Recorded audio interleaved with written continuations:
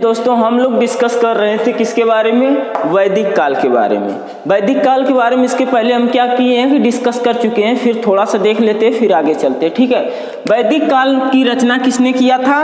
तो आर्यों ने किया था। सर्वप्रथम जब आर्य आए थे मध्य एशिया से तो उन्होंने ही क्या किया था, वैदिक काल की रचना की थी। इस काल में उन्होंने वेदों की रचना की थी। किसकी रचना की थी? वेदों की रचना की थी। किसकी? वेदों की रचना किन्होंने किया था? तो आर्यों ने किया था, जो मध्य एशिया से आए थे भारत में, जो अपने आप को बहुत क्या समझते थे? उच्च जाति का समझते थे। कैसा समझते थे? उच्च जाति का समझते थे। और यहाँ के लोगों को क्या कहते थे? निम्न या अनार्य कहते थे। निम्न या नीच जाति का या अनार्य कहते थे। ठीक है, इनकी भाषा क्या थी? तो इनकी भाषा थी संस्कृत, जो यहाँ के मूल निवासियों को नहीं आती थी। उनकी भाषा क्या थी?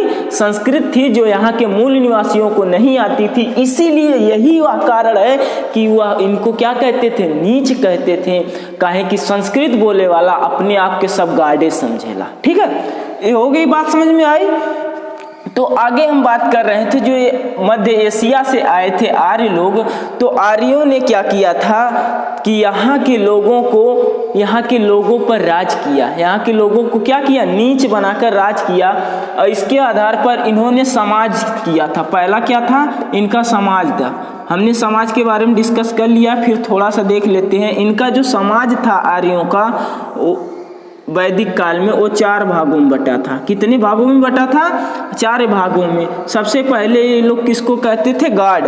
ये लोग भगवान को मानते थे कि सबका मालिक एक है, जिन्होंने क्या किया है? इस सृष्टि को बनाया है, हमको बनाया है।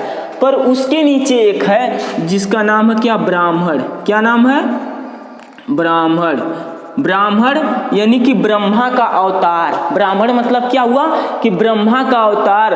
ब्रह्मा जी ने क्या किया है कि ब्राह्मण को अपने हाथों से रच रच के बनाया है। क्या किया है कि रच रच के ब्राह्मण को बनाया है।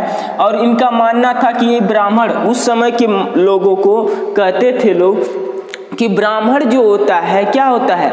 ये शिक्षा देता है। क्या कौन सा काम होता है इसका? इसका काम होता है शिक्षा देना। कौन सा काम होता है? शिक्षा देना। सपोज करिए आज के लोग अगर हैं, तो अगर आज के लोग में कोई अच्छा टीचर है या शिक्षा दे रहा है तो वो ब्राह्मण कहलाएगा। परंतु ऐसा नहीं हुआ। कब से नहीं हुआ?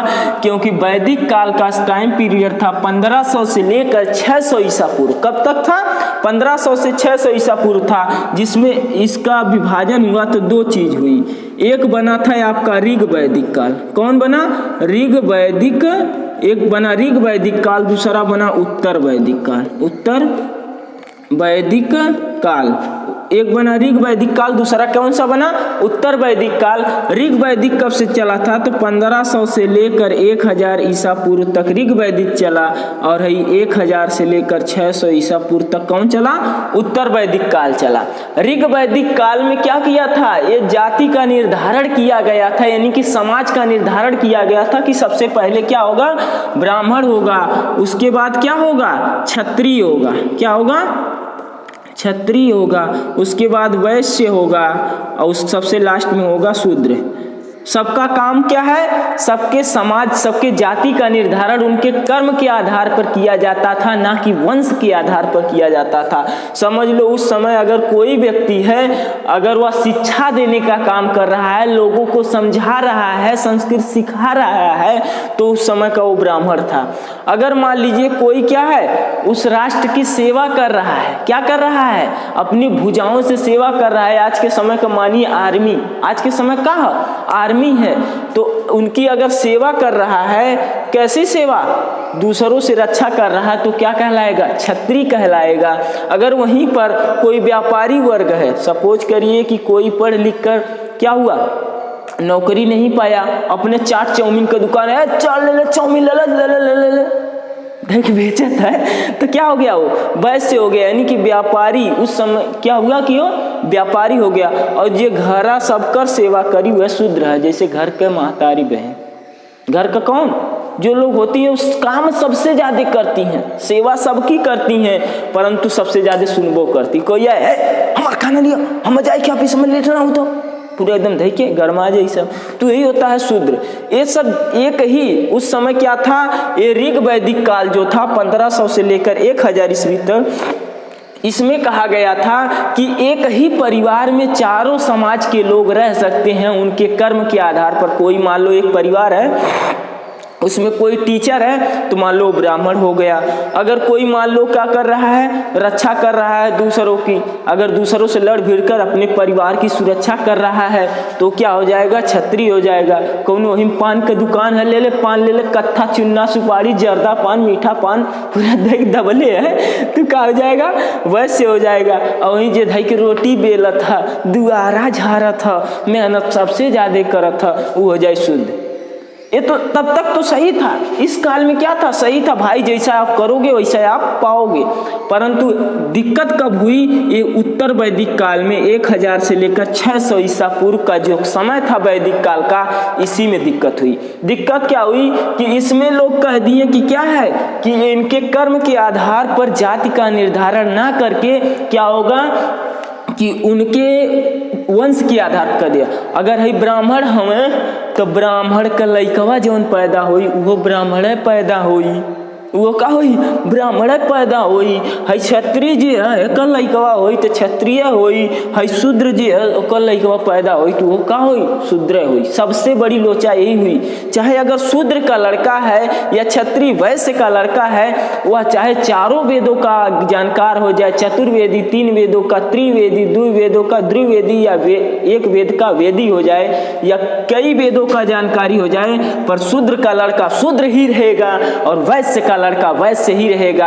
ऐसी बात कह दी गई किसमें, उत्तर वैदिक काल में। यहीं से हुआ है लोचा, यहीं से क्या हुआ, लोचा हुआ है कि उनके कर्म के आधार पर ना होकर के वंश के आधार पर हो गया। ठीक है। ऋग वैदिक काल में क्या है कि 3 वेदों की रचना की गई, परंतु एक आखिरी वेद जो बचा था उसकी रचना किसमें की गई, उत्तर वैदिक काल में। इसके बारे में हम क्या करेंगे, अभी नेक्स्ट में थोड़ा देर बाद चर्चा करेंगे। ठीक है। ये तो हो गया उनका समाज। समाज क्या है, 4 भागों में बटा था। कितना कितना, ब्राह्मण, क्षत्रिय, वैश्य, शूद्र। कौन, ब्राह्मण, क्षत्रिय, वैश्य, शूद्र। ब्राह्मण, क्षत्रिय, वैश्य, शूद्र, 4 भागों में उनका समाज क्या था, बटा था। ठीक है। अब आगे देखते हैं भाई। देखो जहां पर 4 लोग रहेंगे तो वहां तो बर्तन खटकेगा। 4 ठो बर्तन है अगर रखा गया है तो एक ऊपर एक, तन को क्यों खींचित का खन खनाए जाए। तो उसी प्रकार जब समाज रह रहा है, कई प्रकार के लोग रह रहे हैं, तो उनमें मीटिंग तो होगी।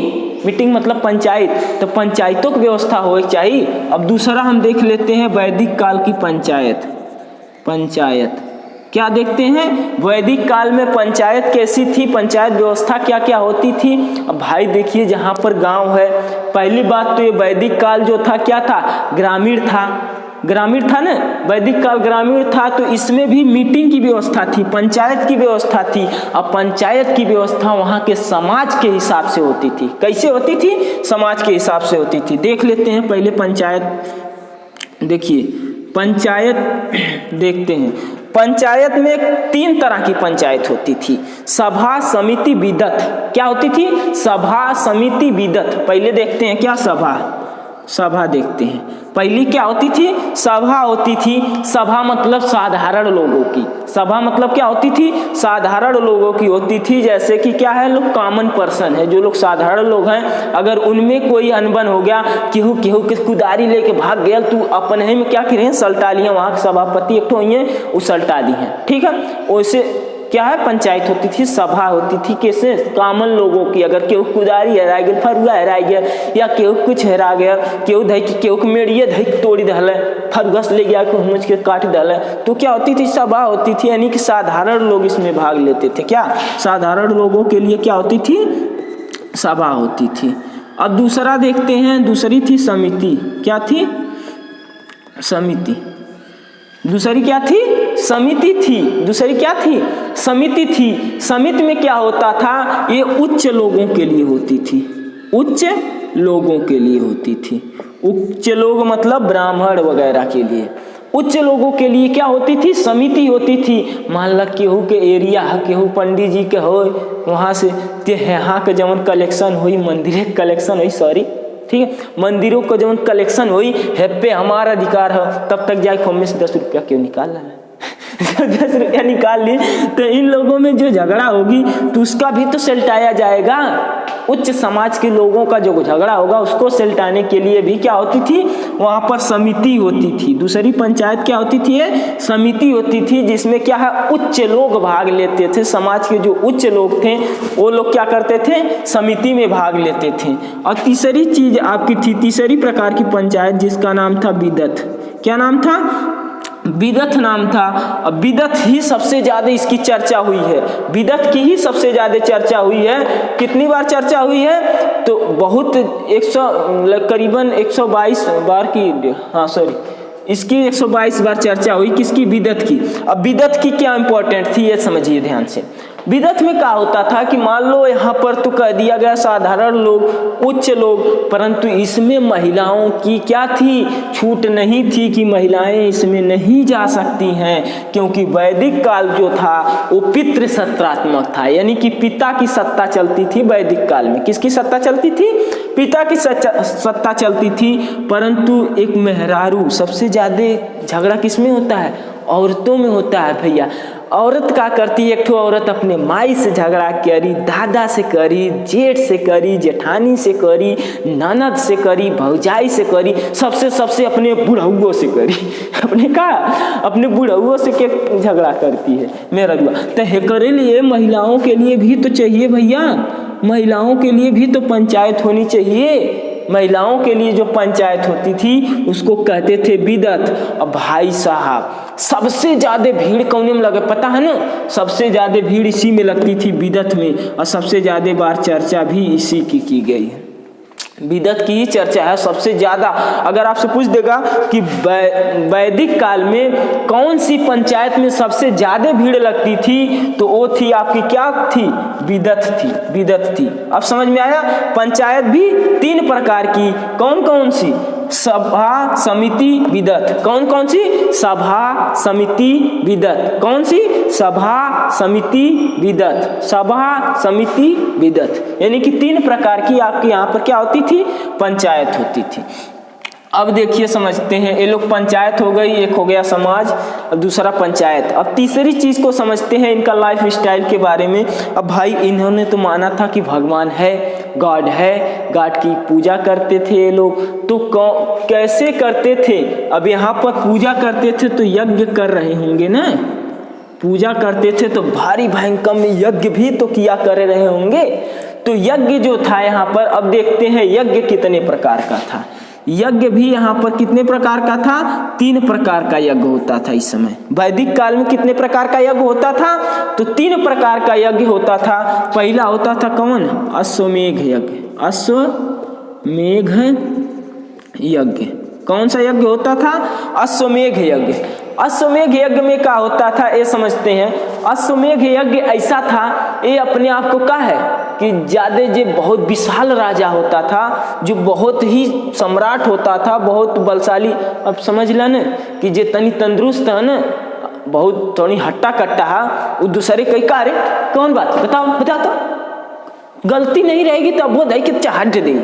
तो वह बात होती थी उस समय, जो बहुत विशाल राजा होते थे वो क्या करते थे, जबरदस्ती केहू के सामान के हथियावे खातिर क्या करते थे, अश्वमेघ यज्ञ करते थे। अश्वमेघ यज्ञ में क्या होता था, सर्वप्रथम वो विशाल जो सम्राट राजा होते थे वो अपने समाज वो अपने क्या करते थे, विस्तार करते थे। विस्तार मतलब बहुत एरिया घेरने के चक्कर में सबसे पहले एक पंडित जी बुलाते थे बहुत महान, और कहते थे अश्वमेघ यज्ञ की तैयारी की जाए, और एक तो सफेद का पूरा चमचमाता हुआ घोड़ा बुलाया जाए। अब घोड़ा जब आ जाता था तो उसको सजा दिया जाता था पूरा बकायदे। अब पूरा बकायदे जब घोड़वा सज जाए तो वो घोड़वा के क्या करें पंडित जी, और यज्ञ का तैयारी करें, राजा के बैठा दें के पे, यज्ञ पे बैठा दें, और उस घोड़े को पूरा क्या किया जाता था, सजा दिया जाता था, और उस घोड़वा के पीछवा एकदम पूरा क्या ना विशाल सेना लगा दी जाती थी। घोड़वा पीछवा क्या करती थी, विशाल सेना लगा दी जाती थी। और उसका नियम ये था कि यह घोड़ा जो हमारा है, ये घोड़वा जो हमारा है, ये जिस जिस रास्ते से जिस जिस गांव से होता हुआ जाएगा वह गांव हमारा हो जाएगा। अब लो भैया ये झूरे अझूरे एक तरीका है ना कि ना, झूरे अझुराते थे का कि ये घोड़वा जिस गांव से होता हुआ जाएगा वो गांव हमारा हो जाएगा। अगर जिस राजा को या जिस लोग को या जिस पर्सन को या कबूल नहीं है कि हमारा ये घोड़ा क्या नाम है उसका राज्य में मिल जाएगा, तो क्या करे, अपनी सेना लेकर तैयार रहे। हमारी सेना क्या है, पीछे से जा रही है और युद्ध होगा, युद्ध होगा तभी डिसाइड होगा। अब सपोज करो भाई साहब कोई सुबेरे सुबेरे लोटा लेके चलल हो आँख मीजत मैदान खेते में और देखा था अरे तो घोड़ा आयल हो रे, ये क्या हुआ, घोड़ा आया है, तो भैया वो समय का युद्ध करेगा है, या फिर कैसो हाली हाली फ्रेश व्रेश होके गया जाता दौड़त दौड़त, तब तक देखा था घोड़ा पार हो गया गाँव, पता ही नहीं चलता वो गाँव अब का हो गया, राजा का हो गया। तो ये क्या था, एक तरह का दूसरों को मजबूर करने वाला या क्या था, अश्वमेध यज्ञ समझ में आया। इसमें क्या है कि जबरदस्ती किसी के राज्य को छीना जाता था। और दूसरा था आपका वाजपेय यज्ञ, क्या था दूसरा, वाजपेय यज्ञ, वाजपेय यज्ञ, वाजपेय यज्ञ, कौन सा यज्ञ था, वाजपेय यज्ञ। इस यज्ञ में क्या होता था इसको समझते हैं।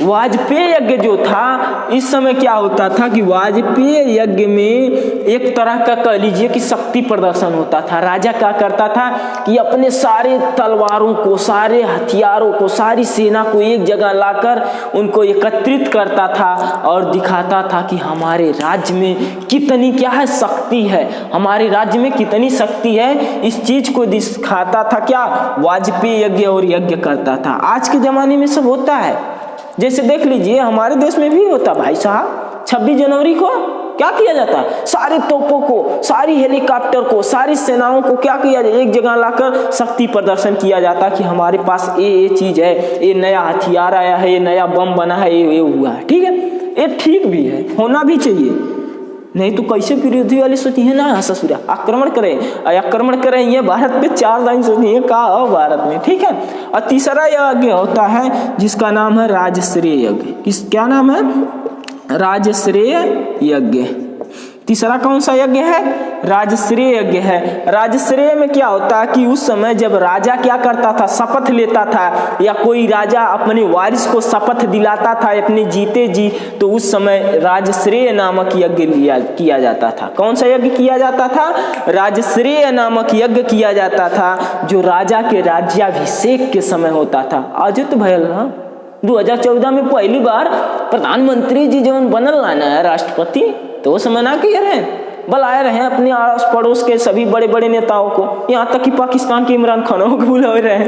क्या किए रहे, पाकिस्तान के इमरान खान को भी बुलाए, तो अब बुलाना भी चाहिए भाई साहब, पता तो चले कि हाँ हमारे यहाँ की राजा बन रहे हैं और कितनी धूमधाम से बन रहे हैं, दिखाना तो चाहिए ना।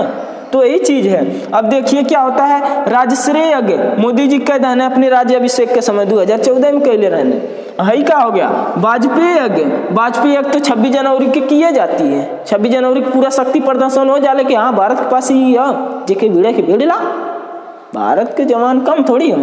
परंतु वही अश्वमेध यज्ञ ना होता है, अश्वमेध यज्ञ नहीं होता है। चाइना ससुरा करता है, चाइना क्या करता है क्या करता है ससुरा, भारत के गलवान घाटी में घुस गया, गलवान घाटी, परंतु हो रहा है सिख रेजिमेंट, अरे तो दही के चहेट के दही के मरने सबने, तो बुला गई ना गलवान घाटी ससुर। हाथ कितने प्रकार के यज्ञ हो गए, 3 प्रकार के यज्ञ हो गए। कौन कौन से, अश्वमेध यज्ञ, वाजपेय यज्ञ और राजश्रेय यज्ञ। कौन कौन से, अश्वमेध यज्ञ, वाजपेय यज्ञ, राजश्रेय यज्ञ, 3 प्रकार के यज्ञ क्या हो गए, यज्ञ हो गए। अब आगे चलते हैं, देखते हैं कि इस समय जो था ये 3 चीज हम लोग देख लिए हैं। क्या क्या देखे हैं, एक तो देख लिए समाज इस समय कैसा था, दूसरी चीज देख लिए पंचायत कैसी थी, और तीसरा देख लिए क्या हो उस समय की यज्ञ कैसे कैसे होता था, क्या क्या होता था यज्ञ में, ये चीज हम देख लिए। अब चौथा चीज इसमें देख लेते हैं, क्या इस समय देवता भी थे क्या थे, देवता। अब चौथी चीज होती है जो उसको हम देखते हैं, वो था देवता, भगवान की ये लोग पूजा करते थे भाई साहब। तभी तो वैदिक काल में किसकी ग्रंथ, वेदों की रचना हुई थी, तो भगवान को मानते थे, इसीलिए समाज बनाए थे ना 4 प्रकार के। तो क्या थे, देवता। और सबसे ज्यादा देवता की पूजा जिसकी हुई थी वो थे आपके क्या, इंद्र। इंद्र की चर्चा जो है वो 250 बार की गई है। पुराणों में इंद्र की चर्चा 250 बार की गई है और कहा गया है कि ये किसके देवता थे। इंद्र जो थे वो युद्ध के देवता थे, युद्ध के देवता और वर्षा के देवता। युद्ध और वर्षा के देवता कौन थे? इंद्र भगवान थे। युद्ध और वर्षा के देवता कौन थे? इंद्र भगवान थे। अगर कोनो युद्ध करे तो जो वहाँ का महिला या पुरुष क्या करते थे? इंद्र भगवान, हे भगवान, हे भगवान, हे भगवान, हमारी हो जाए, जीत जाए हम लोग। अरे भाई साहब, युद्ध तू लड़े जाता है, जीतेगा। ठीक है, वैसे आस्था की बात है, इसमें कुछ नहीं बोलना चाहिए।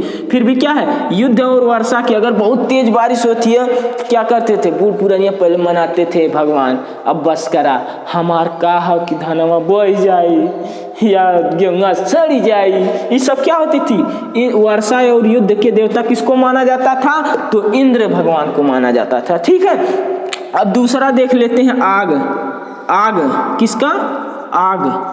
आग की जो था, आग की देवता थे अग्नि। अग्नि जो थे वो आग के देवता थे। इनकी भी चर्चा पुराणों में 200 बार की गई है। इनकी भी चर्चा पुराणों में कितनी बार की गई है? 200 बार। इंद्र जी जो थे, इंद्र भगवान युद्ध और वर्षा के देवता थे। आग के देवता कौन थे? अग्नि थे। इनकी भी चर्चा पुराणों में 200 बार की गई है। अगला देख लेते हैं भाई साहब, वायु। अगला क्या है? वायु। वायु तो जानबे करते हैं भाई साहब कितनी इम्पोर्टेंट है सबके लिए। जितने भी प्राणी हैं इस दुनिया में, सबके लिए वायु का है, इम्पोर्टेंट है। और ससिया ना ले अगर न तो चल जाइबा, चाहिए हुआ वाला बास, हरिहर का बास चाहिए। ठीक है, वायु के देवता उस समय कौन थे? वरुण थे। कौन थे? वरुण थे। वरुण का किसके देवता थे? वायु के देवता थे। वरुण किसके देवता थे? वायु के देवता थे। अब अगला देख लेते हैं, क्या? जंगल। क्या देख लेते हैं? जंगल। जंगल के देवता कौन थे? सोम। जंगल के देवता कौन थे? सोम। डोम मत कहिएगा, डोम हो जाएगा का? जो लकड़िया पे लसिया जरावेला उ डोम। और लकड़िया पैदा कहाँ से होले? पेड़ से। पेड़वा कहाँ पावल जाला? अधिक मात्रा में जंगल में। पेड़वा कहाँ पावल जाला? जंगल में। तो वह जंगल जौन सनसनाता, वह जंगल पूरा भारी होता है, बहुत दूरों तक बिखरा होता है। विभिन्न प्रकार के पेड़ पाए जाते हैं उसमें, और बहुत क्या नाम, उसमें बहुत कीड़े मकोड़े, बहुत से जानवर का निवास होता है, उसी को जंगल कहते हैं। और जंगल के देवता जो होता है वो सोम जी होते हैं। कि अगर केहू जंगल से गुजरा था, अकेले पड़ गया, साझ हो गई, तो साए साए करत था। का करत था? साए साए करत था। तो समय कही का कही, हे सोम देवता हमार रक्षा करिया, हे सोम देवता हमार रक्षा करिया। तो ये सोम भगवान जो थे वो किसके थे? जंगल के देवता थे। और तूफान, जैसे भाई तूफान आता है ना अभी भी, तूफान, तो तूफान के जो देवता थे वो थे मारुत। क्या थे? मारुत। तूफान के देवता कौन थे? मारुत थे। तूफान के देवता कौन थे? मारुत। यानी कि मारुत जो थे वो तूफान के देवता थे। और सबसे, अगर आपसे पूछ दिया कि वैदिक काल में सबसे क्रोधित या विखियाह देवता कौन थे, सबसे विखियाह देवता कौन थे, तो थे रुद्र। कौन थे? रुद्र थे। रुद्र सबसे क्या थे? क्रोधित होते थे। क्रोधित या विखियाह, या विखियाह। विखियाह, विखियाह मतलब क्या है? कि एकदम क्रोधित हो तो वही होता था। क्या? विखियाह। वही कि हर बतिये में एकदम बिख उगल देते थे। कौन थे? रुद्र। अब देख लेते हैं एक बार, क्या इंद्र किसके थे? वो युद्ध और वर्षा के कौन थे? इंद्र थे, जिनकी पुराणों में 250 बार चर्चा की गई है। इंद्र जी की आग के देवता थे अग्नि, वायु के देवता थे वरुण, जंगल के देवता सोम, तूफान के देवता मारुत, और क्रोधित यानी कि विखियाह कौन थे सबसे ज्यादा? तो रुद्र थे। समझ में आ गया? देवता भी समझ में आ गया। वैदिक काल में कितने देवता थे, किस प्रकार थे, समझ में आई। अब अगली चीज देख लेते हैं थोड़ा सा। इसमें क्या है कि यहाँ की नदियों के बारे में, इस समय नदी भी थी और उस नदियों के बारे में बहुत क्वेश्चन आता है, नदियों से भी पूछा जाता है क्वेश्चन। अभी देख लेते हैं वैदिक काल की प्रमुख नदियाँ कौन सी थी और उनको कहा क्या गया था। ठीक है, उनको उपाधि क्या दी गई थी। अगला आ जाएगा आपका 5वां, क्या है? नदी। क्या है? नदी। अब नदी में देख लेते हैं, सबसे पहली जो आपकी नदी थी जिसका नाम था क्या? झेलम। जिसका नाम क्या था? झेलम। सबसे पहली नदी थी जिसका नाम था झेलम। झेलम। अरे भैया झेलत झेलत जवन पार करे हैसे हैसे वह झेलम। एक ही कहल गयल झेलम के वितस्तता। वितस्तता ये भैया वनडे में पूछ देता है, खाली खड़े खड़े पूछ देता है कि झेलम नदी को क्या कहा गया, तो वितस्तता। क्या कहा गया? झेलम को वितस्तता, झेलम को वितस्तता, झेलम को वितस्तता नदी कहा गया। ठीक है, अगली आती है दूसरा है क्या, व्यास। दूसरा क्या है? व्यास है। व्यास नदी को क्या कहा गया? विपाशा। क्या कहा गया? विपाशा। व्यास नदी को क्या कहा गया आपके यहाँ? विपाशा कहा गया। व्यास नदी को विपाशा। जिस प्रकार झेलम को वितस्तता, व्यास को विपाशा, व्यास को विपाशा कहा गया। अब देख लेते हैं तीसरा। तीसरी थी आपकी चिनाव। क्या थी? चिनाव। चिनाव नदी को कहा गया क्या? अस्कनी। चिनाव को क्या कहा गया? अस्कनी। चिनाव नदी को क्या कहा गया? अस्कनी कहा गया। चिनाव नदी को अस्कनी कहा गया। चिनाव को अस्कनी। चौथी नदी थी आपकी, चौथी नदी देखिए क्या थी? सतलज थी। चौथी नदी क्या थी? सतलज। चौथी नदी थी आपकी सतलज। इसको कहा गया क्या? शत्रुदी। क्या कहा गया? शत्रुदी। सतलज को शत्रुदी, सतलज को शत्रुदी, सतलज को शत्रुदी। ठीक है, अब आती है बात पांचवी नदी की। पांचवी नदी थी आपकी रावी। कौन सी नदी थी पांचवी? रावी। रावी को कहा गया क्या? परुष्णी। रावी को परुष्णी कहा गया। रावी को क्या कहा गया? परुष्णी कहा गया। नदियों से भाई एक ठो नदी को पूछ देता है, 1 नंबर का क्वेश्चन हो जाए। देख लीजिए ध्यान से, थोड़ा सा 2 बार देखेंगे ना समझ में आ जाएगा। झेलम को वितस्तता, व्यास को विपाशा, चिनाव को अस्कनी, सतलज को शत्रुधि और क्या रावी को परुष्णी। रावी को परुष्णी। और 2 ठो और है, 2 ठो और है। एक ठो क्या नाम है? सिंधु।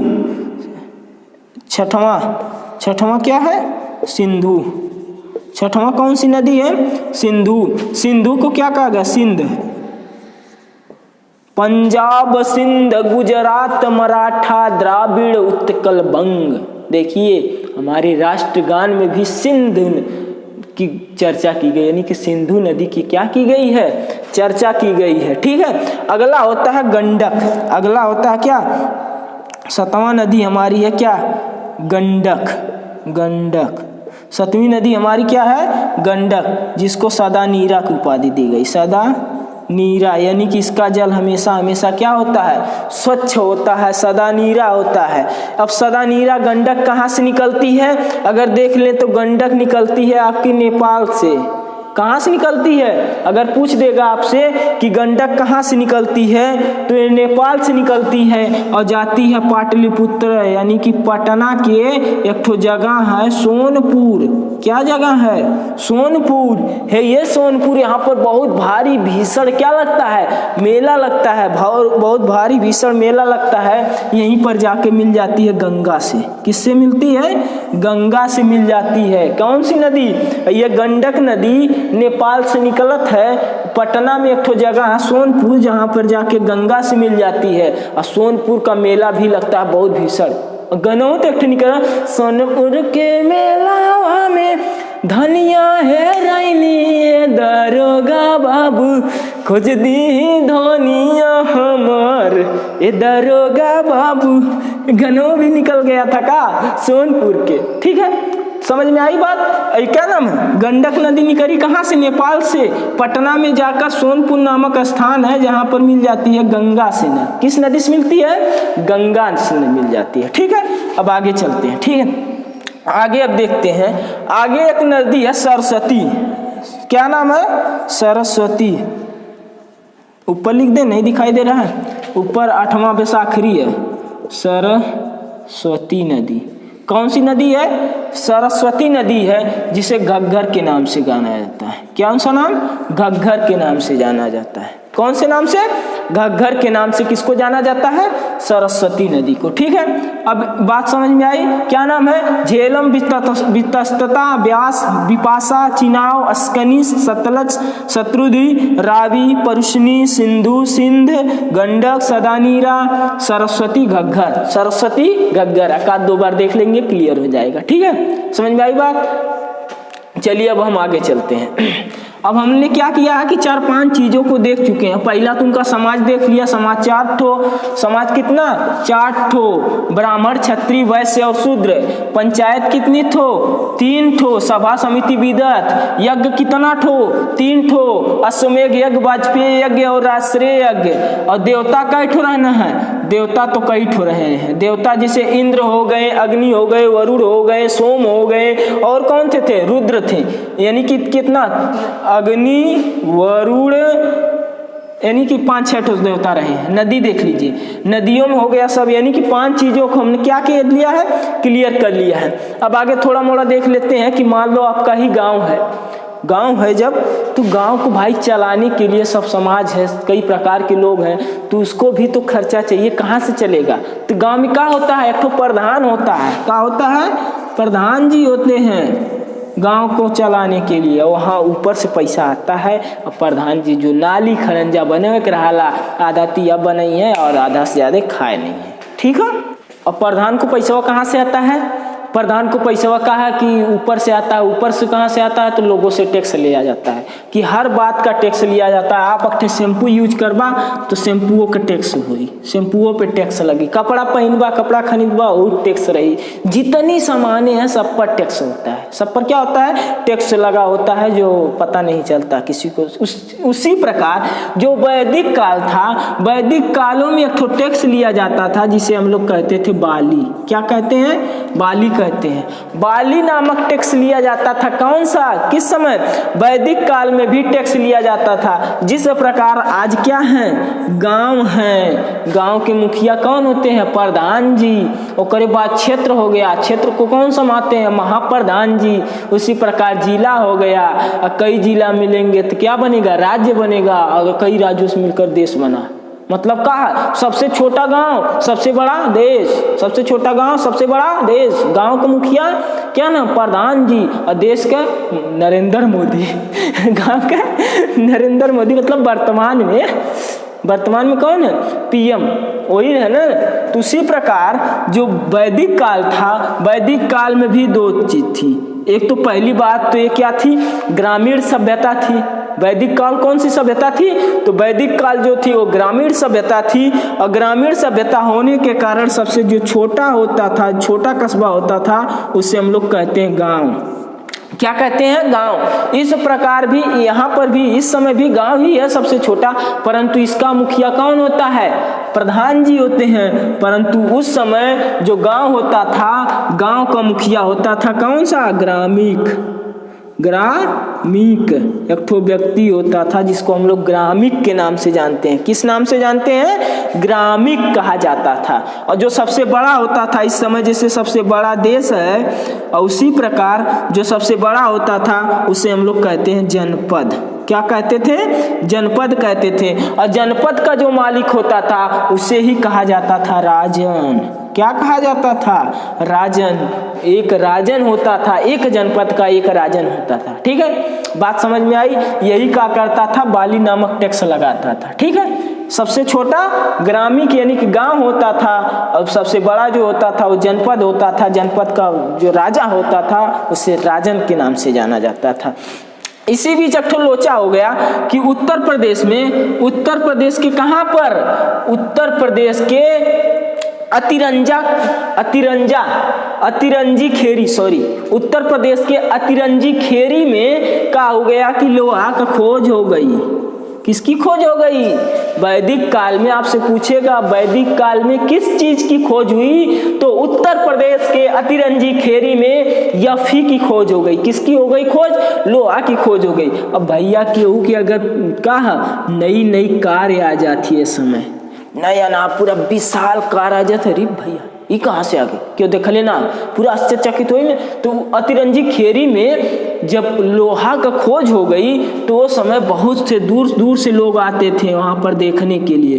देखते देखते वहाँ की संख्या क्या हो गई, बढ़ने लगी। वहाँ की संख्या क्या हो गई, बढ़ने लगी है। इतना बड़ा जब रहा है तो यहाँ देखा अवत हमें तो देखा वो टैक्स लगावे लगी है राजा, और इनका क्या हो गया, इनकम में वृद्धि होने लगी धीरे धीरे। यहाँ तक रहना है अब अपने आस पड़ोस के भी घेरी है, इन लोगों की हरावत नहीं है कि बनौत इतना बड़ा बना लेना है। इतना से क्या किए, पूरा विस्तार कर लिए। तो वह इसी कारण क्या हुआ कि कई जगहों पर क्या है, धीरे धीरे लोग जागरूक होते गए। कई जगहों पर लोहा की खोज हो गई। जब लोहा का खोज भइल तो इनकर का नाम है, इनकर संख्या ऑटोमेटिक बढ़ी, लोहार बढ़ने लगे। जब लोहा का खोज भई तो लोहार बना, पीट पाट के क्या करें, खुरपी बना दिए, ले जा घास करा, फरुखा बना दिए, कुदारी बना दिए, हसुआ बना दिए, ला काटा। बहुत आसानी हो गई लोहा की खोज होने से भाई साहब। तब तो इनकर इनकम बढ़ल। राज्य रहने जनपद रहा इतना बड़ा, ये बढ़ावत का कहीं इतना बड़ा बना लेना। अर्थात जनपद से अब क्या बन गया, महाजनपद बन गया। जनपद से क्या बन गया, महाजनपद बन गया। अब जब महाजनपद बन गए तो कुल टोटल कई जगहों पर लोहा की खोज भाई साहब। एक जगह हुई तो सब लोग तो हुआ हमरो किए हो जा, हमरो अर्थव्यवस्था बढ़े, पूरा टाइट हुए, हम सिनेमा फ्लैग चली। तो क्या हुआ कि इनकी भी कई लोग अपने क्या किए, राज्यों का विकास कर लिए, विस्तार हो गया इनका भी, बहुत लोगों का हो गया विस्तार। तो इसी प्रकार पूरा टोटल वैदिक काल में 16 ठो महाजनपद मिले हैं। कितने महाजनपद मिले हैं, 16 ठो महाजनपद मिले हैं। कितने महाजनपद वैदिक काल में कुल कितने महाजनपदों की डिस्कस की गई है, 16 थे।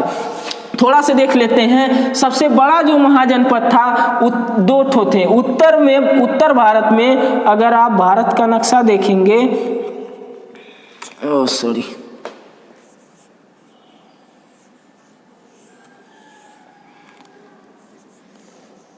अरे यार, उत्तर भारत में अगर हम बात करें, कहाँ की, उत्तर भारत में, कहाँ पर, उत्तर भारत में। तो उत्तर भारत में एक जगह था, एक नाम था जिसका नाम था मगध साम्राज्य। आगे चलकर पढ़ाएंगे। मगध जो था वो सबसे बहुत बड़ा विशालतम हो गया। क्या था, पटना की राजगीर से शुरू होकर धीरे धीरे धीरे धीरे अटक से कटक तक है का नाम ले लिया है, पूरा पंजाब बिहार ये सब लेते हुए ये पहुंच गया पाकिस्तान, अफगानिस्तान, ये सब ले लिया। क्या नाम है, अटक से कटक तक पहुंच गया भाई साहब। बहुत बड़ा विशाल साम्राज्य। इसका विशाल होने का कारण ये भी था कि यहाँ के जो राजा होते थे ना, वो ससुर इतना लीचड़ होते थे। अकालिक मतलब लीचड़ ही है कि ऐसा शादी करें नवरसा वाली लड़की से। नवरसा वाली लड़की का मतलब नहीं समझ रहे हैं। नवरसा वाली लड़की का मतलब ये है कि ऐसा लड़की से शादी करो जेकर कोनो भाइये ना हो, भाई ना हुई तो शादी कर लिए और जितना राजपाट हो सब कुछ क्या करिए अपने ले लिए। नवरसा वाली लड़की से शादी करते थे सब लोग और क्या करते थे, उसका राजपाट हथिया लेते थे और कन्ना खड़ा होती है। सब सही है कि हम सह जाए ठीक है। दक्षिण में एक होता था, दक्षिण में एक सबसे विशालतम महाजनपद था जिसका नाम था का माहिष्मती। माहिष्मती भैया बाहुबली जे देखले हो यू समझ जाई। माहिष्मती कि अखंड प्रचंड सेना का सेनापति बाहुबली, यानी कि मैं, बाहुबली यानी कि मैं। समझ में आई बात। तो महाजनपद हो गया, परंतु इसी के बीच में विकास हो चुका था एकदम। क्या नाम है, हिंदू धर्म पूरा अपने चरम सीमा पर था। हिंदू धर्म जब पूरा अपने चरम सीमा पर था तो यहीं पर विकास हो गया था 2 अन्य नए धर्मों का, जिसका नाम था क्या, जैन धर्म और बौद्ध धर्म। इन्हीं के बीच की अगर हम अभी चलेंगे महाजनपद पर, अगर हम महाजनपद को पढ़ने लगेंगे तो बीचवा जो धर्मवा 2 धर्म का विकास भयल, जैन धर्म और बौद्ध धर्म का, इस छोड़ जाएगा। ठीक है, इसीलिए हम क्या करेंगे, पहले इन दोनों धर्मों को निपटाते हुए तब चलेंगे महाजनपद की ओर। मगध साम्राज्य से पढ़ते हुए माहिष्मती की प्रचंड सेना को भी पढ़ते हुए अब से आएगा मजा। अब मजा कब आएगा, जब साथ में चलेंगे। आप लोग थोड़ा इमेजिन करते हुए चलेंगे कि हाँ हम उस टाइम में थे। ठीक है, अगर आपको ये बात समझ में आई है तब फिर चलते हैं, मिलते हैं नेक्स्ट वीडियो में। तब तक के लिए जय हिंद, वंदे मातरम।